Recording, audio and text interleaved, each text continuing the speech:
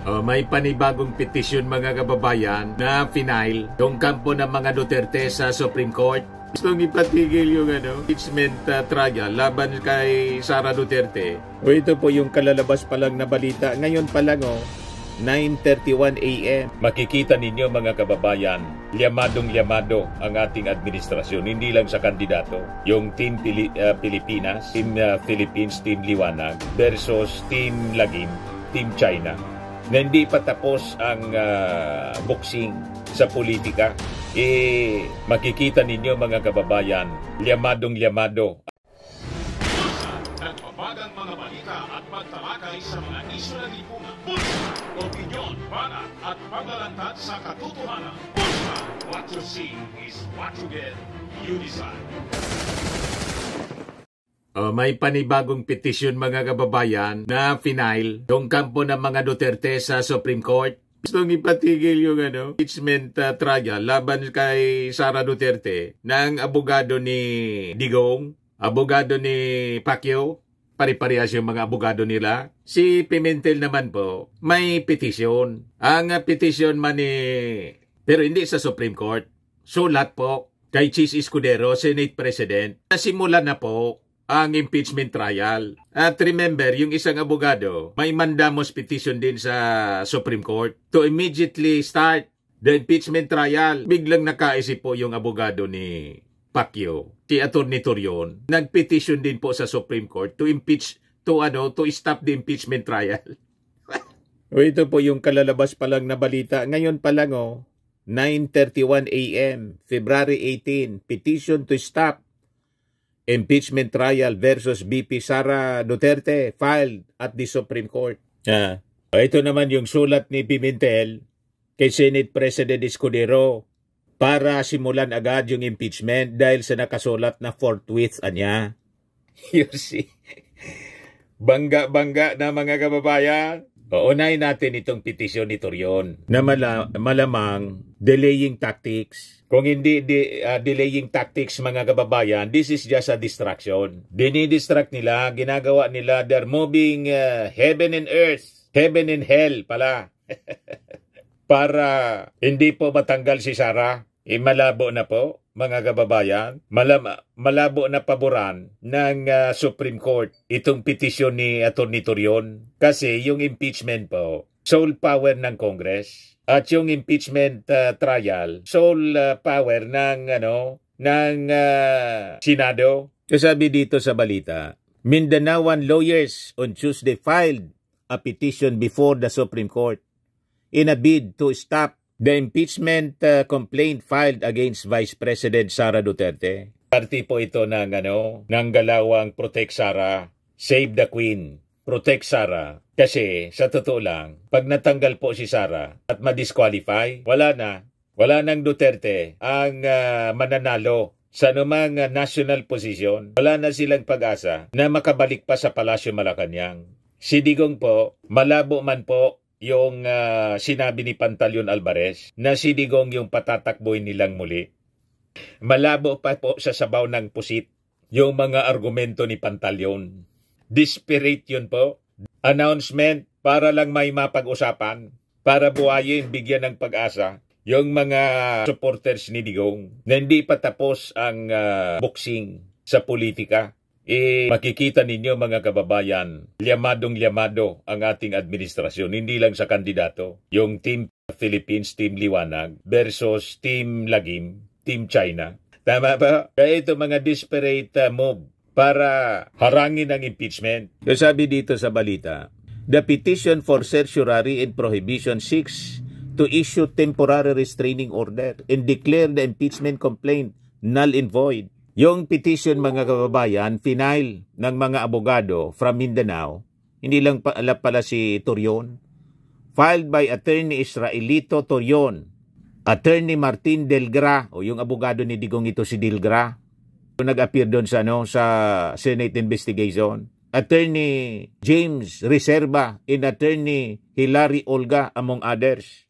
Yung mga abogado naman po, basta't niya gusto ninyo, di bali talo, importante, mapag-usapan tayo, sumikat din. Di ba? Time to shine, Maraming ang nagbo-volunteer po to defend Sara Duterte sa impeachment trial. Abogado, pag nakilala sila kasi araw-araw pinapanood ng mga mamamayang Filipino. Maraming sumikat sa mga ganon pong mga abogado. Sunod na eleksyon, kandidato na sa pagka-congressman, kandidato sa pagka-senador. Time to shine. Pinagpipista ng media. In-interview kasi mga controversial na personalities yung kliyente. Di ba niya talo? Tawag din sa amin, pirdigana. Pag nakilala ka, magalingan niya yun na abogado. Kasi niya kinuha ni Digong. Later on, natalo. Mga kababayan yung kaso, di bali na, nakilala na rin. Tapos, gawa ka na rin ng mga palusot. Ang importante niya dyan, ang kliyente may right to counsel.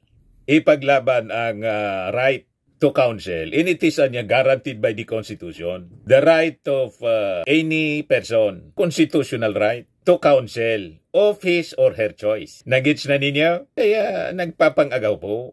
Kahit dito sa impeachment trial, boss sa prosecution, tapos yung sa defense. Ang daming nagbo-volunteer pong mga abogado. Time to shine. Kita ninyo?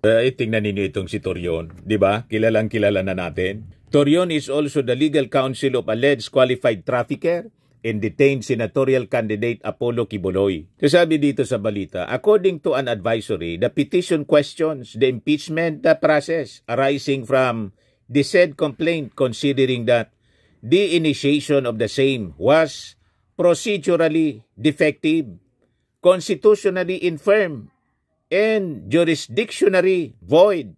Kasi minadali. Una, inupuan, yun ang pinapakalat nila. Yung tatlong impeachment cases na final ng minority, inupuan niya ng Congress, ng majority. Pagkatapos, biglang nag-draft ng panibagong fourth impeachment complaint. Hindi na dumaanan niya sa proseso, pinirmahan ng 215 at dumagdag pa. Diretso padala sa Senado. I-allowed po yun sa rules ng Congress. But anyway, kini-question ngayon yung procedure. Yan ang ibig sabihin nito. Yung procedure, the initiation of the same was procedurally defective, constitutionally infirm, and jurisdictionally void.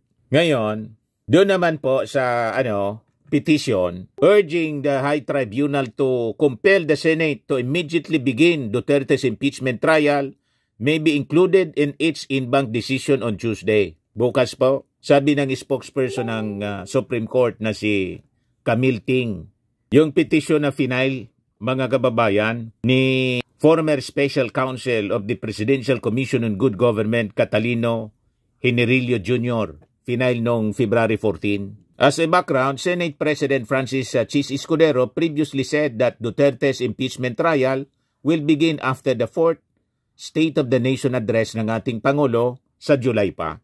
Escudero also said that he does not plan on requesting for a special session to tackle the impeachment. The adjournment session of the Senate began February 8 until June 1. The session resumes on June 2 to June 13 and will be adjourned again from June 14 to July 27. Gaul sa panahon, sabi ng mga senador. Kaya malamangan niya yung impeachment trial masimulan after na ng SONA. Hindi nagustuhan ng ilan sa ating mga legislador, congressmen. At ngayon nga po, may petisyon si Coco Pimentel. Yan po, 1 hour ago, report ng Inquirer. Senate Minority Leader Coco Pimentel pens a letter to the Senate leadership emphasizing that it is the chamber's duty pursuant to the Philippine Constitution to act without any delay on the impeachment complaint filed against Vice President Sara Duterte. Ayan o. Office of the Senate Minority Leader, Aquilino Coco Pimentel III, PDP Laban, Pimentel Wing. Dalawa yung PDP Laban, yung kay Coco Pimentel, tapos yung kay Digong. Nahati po. Yung sulat niya pala, February 14 pa, yung pizza, Pero baka ngayon lang, pinareceive. Anyway, ito po yung laman ng sulat niya. Kay Chis Escudero, Dear Senate President Escudero, good day. I write to emphasize the constitutional mandate requiring the Senate to act forthwith on the impeachment case of Vice President Sara Duterte as provided under Article 11, Section 3, paragraph 4 ng 1987 Constitution. In this case, sabi po niya, the verified the complaint or resolution of impeachment filed by at least 1/3 of all the members of the House of Representatives, the same shall constitute the articles of impeachment, and trial by the Senate shall forthwith proceed. Yun ang kinote niya. Since it is a constitutional provision or term, we are giving meaning to the term forthwith must be interpreted in accordance with the verba legis rule. Sa Latin po, ay ibig sabihin words of the law na pag sinabing forthwith, immediately. Yan man ang talaga ang meaning. Agad-agad, dapat simulan ang trial. That it should be given its plain and ordinary meaning. So sabi niya, according to the Merriam-Webster Online Dictionary, forthwith means without any delay or without interval of time. Its synonyms include immediately, instantaneously, instantly, presently, promptly, right away, right now, straight off, and straight away, among others. Considering that the 1987 Constitution was promulgated in both English and Filipino, we must examine its official Filipino translations. Ano ang mga translation? Kung ang pinumpaang sakdal o resolusyon sa impeachment ay iniharap ng isang ikatlo man lang ng lahat ng mga kagawad ng kapulungan, ito ay dapat bumuo sa Articles of Impeachment at dapat isunod agad ang paglilitis ng Senado. Malinawan yang agad. Pag sinabing agad, hindi after 6 months. Yun ang simpleng kaulugan ng agad. Immediately. Pero siyempre, may mga oras para sa preparasyon. Pag on the part of Congress, nasa preparado daw sila. Sabi sa press con kahapon ng isa sa mga House prosecutors, si One Rider Party List Representative Rods Gutierrez, andaan niya kami anytime. Handa na yung Ang hindi anda, yung Senado. Diretso adjourn. Nasabi po ng mga political analyst tulad ni Ronald Llamas sa mga engagement na yung mga bakasyon sa ibang bansa, yung hotel, nabayaran na. Pag niya hindi pinagbigyan ni Chis Escudero na makapagbakasyon man lang sila kasi na-schedule na Malamang si Chis Escudero niya mapalitan bilang Senate President kaya naninimbang. Tawag dito sa amin, pigkukontinuaran. Bicolano si Senador Chis Escudero. Nagkukontinuar sa mga kairibang senador itong si Chis Escudero or else baka mawala siya bilang presidente. Presidente ng Senado. Sa atin, baka may iba pang rason si Chis Escudero. Baka talagang may mga kausap siya na ang bilang natin. Hindi ko alam kung sinong possible na kausap. Basta baka may kausap. Sa bilang namin, parang matatalo tayo to convict Sara. Ako tingin ko si Chis Escudero. Although bawal sa kanyan magsabi kasi siya yung presiding. Yan yung mga senador, mga kababayan, sila yung mga senator judges. Pero tingin ko kay kabayang Chis Escudero, pag nakita niya talaga malakas ang mga ebidensya, kasama na yun. Iko-convict yan ng kanyang mga senador na kasama. At malamang although hindi siya nagsasalita, kasi dapat maging impartial sila, tingin ko, iko-convict si Sara. Bakit po? Pwedeng si magpumalit po na Vice President. Si Chis Escudero, di ba tumakbo na rin siyang Vice Presidente 2016, kaya lang natalo na magic ng mga dilawan. Ang nanalo po, naghang yung computer po. Nanalo si Lenny. Magkakalaban sila ni BBM. Si BBM sana yung panalo doon. Kaya lang biglang naghang yung counting. So anyway, nagbabago ang panahon. Ngayon, hindi na magkalaban. In good terms na sila with the President. Kaya nga Senate President siya. Tapos best friend niya si Lisa Marcos. Hinawakan yung di ba? Magbarkada na. So pwede siya na maging Vice Presidente. Tapos pag 2028, pwede na siyang tumakbo Pwedeng tumakbong presidente, pwedeng vice-presidente uli. Vice-presidente ni Speaker Martin. O di ba? Time to shine. Kasi ang pwede pong i-appoint ng ating Pangulo, anyone from the Congress, sa mga congressmen natin, basta edad 40 above.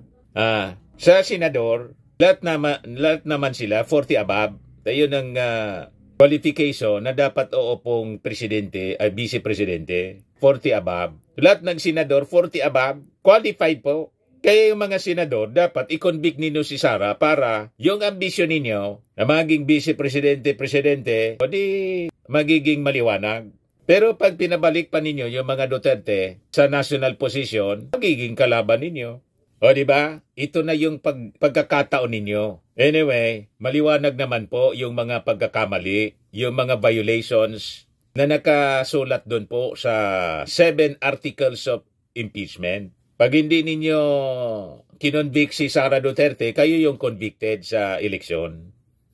So mamili kayo, si Sara ang convicted o kayo ang convicted? Ng ating mga mamamayang Filipino, 73% sabi sa Tangere, gusto nang simulan agad-agad. They favor the immediate impeachment trial ni Sara Duterte. And possibly, conviction and perpetual disqualification. Kasi po yung 32 million pong pinagmamalaki ng mga DDS na sumuporta. Kasama kami doon. Nag-withdraw na po yung 31 million. Kaya nga po, sabi natin, hindi makapag-lunsad ng people power ang mga Duterte kasi ang sa kanila po, kili-kili power man lang.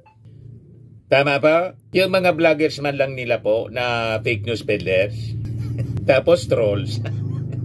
Iniimbestigahan ngayon ng Congress. Tingnan natin dito kung sino yung mga nag-attend ng mga resource persons po sa committee hearing TRICOM. From the Anti-Money Laundering Council, Attorney Emmet Rodion Manantan and Attorney Erano Dumale. From the Bureau of Internal Revenue, Attorney Tobias Gavin Arcilia and Attorney Ron Michael V. Uy. From the Philippine Coast Guard, Commodore J. Tariela. From the Department of Information and Communications Technology, Director Jose Carlos Reyes. Director Maria Cristina Abalos Naig. And Ms. Christine Applepre. From the Cybercrime Investigation and Coordinating Center, Attorney Wench Chu. And Director Rojun Hosilios, the Director for Cybercrime Operations. From the Department of Justice, Office of Cybercrime, Attorney Rodan G. Parocha. Together with State Counsel Christian Bautista and State Counsel Gerald Vincent Sosa. From the National Bureau of Investigation, Cybercrime Division, Attorney Van Homer Angluben. From the National Telecommunications Commission, Attorney Kathleen Egipto. From the Philippine National Police, the Director of the Anti-Cybercrime Group, Police Brigadier General Bernard Yang. And from the Legal Service, Police Lieutenant Colonel Anacleto Daliva. Also from the PNP, Colonel Columbo Alan Aberia and Colonel Nova de Castro Aglipay. From the Kapisanan ng mga Broadcaster ng Pilipinas, Attorney Rudolph Hularbal, Legal Counsel. From Press 1 PH, Mr. Felipe Salvosa and Mr. Nico Bedina. From Google Philippines, Attorney Yves Gonzalez, Head of the Government Affairs and Public Policy. Your Honor, several social media personalities were invited.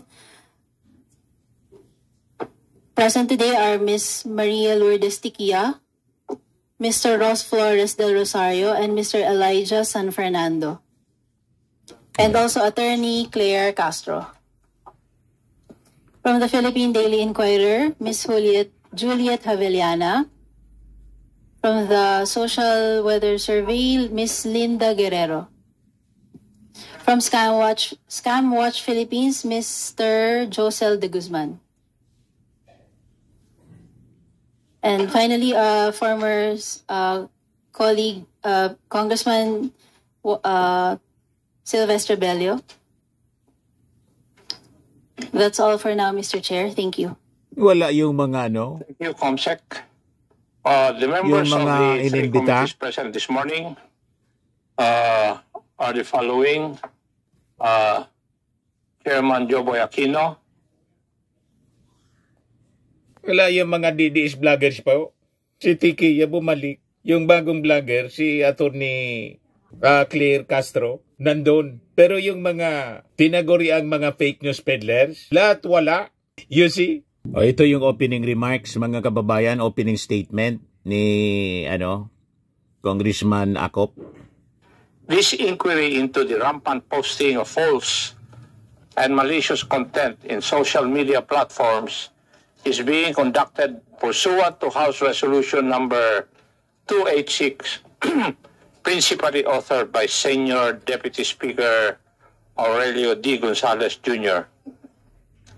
In the face of the petition for certiorari filed by certain bloggers who were invited to the first hearing, I wish to stress the objectives of the inquiry as stated in the aforementioned resolution. The inquiry aims to ensure that all proposed legislative measures align with the constitutional guarantees of freedom of speech and of expression and prevent any undue censorship. It further seeks to identify gaps in legislation and review existing laws, particularly Republic Act number 10175 or the Cybercrime Prevention Act of 2012. Enhance the transparency and accountability mechanisms of social media platforms, recommend measures to address cybercrimes, protect digital safety and public trust by proposing public awareness campaigns, and engage key stakeholders such as representatives from social media organizations, cybersecurity experts, civil society groups, and constitutionalists to ensure a balanced approach to combating harmful content. For today's meeting, the committee shall hear a presentation from the social media platform Google, the proposal to establish a framework for content creators, and the legal position of the Department of Justice on the doctrine of the duality of crime. The joint committee shall also endeavor to further discuss the concept of cyber libel as a continuing crime. And before we start the discussion, I wish to thank everyone for taking time out from their busy schedules to be with us today. Maraming salamat po.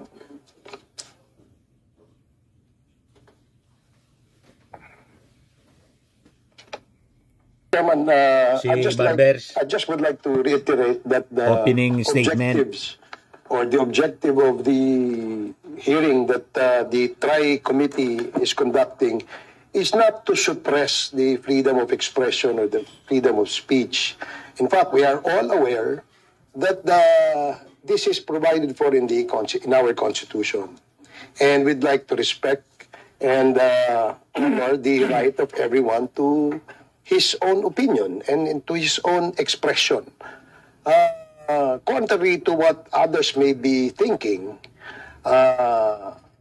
this is not in any way, Mr. Chair, a tool to suppress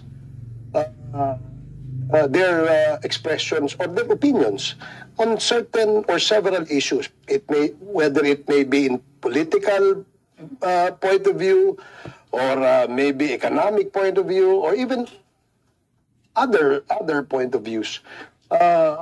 It's just a way of perhaps adopting what are the best practices of other countries in relation to the employment or deployment of social media platforms. Our take, Mr. Chair, being members of the 19th Congress, a set of rules, conscious of course, the constitutional right to freedom of expression. Yung sa atin lamang po ay isang polisiya or framework na kung saan ay hindi magamit po ang mga social media platforms for spreading fake news or espousing disinformation, misinformation, or malinformation. And that is perhaps, Mr. Chair, what this representation would like to make it clear. No? Though there are some bloggers who have been hitting members of Congress, we don't mind. In fact, we don't mind if you start hitting us. Even if you do that 24 hours, 7 days a week, 365 days a year, that's your right. But please, be careful with what you post online. Because if these are found to be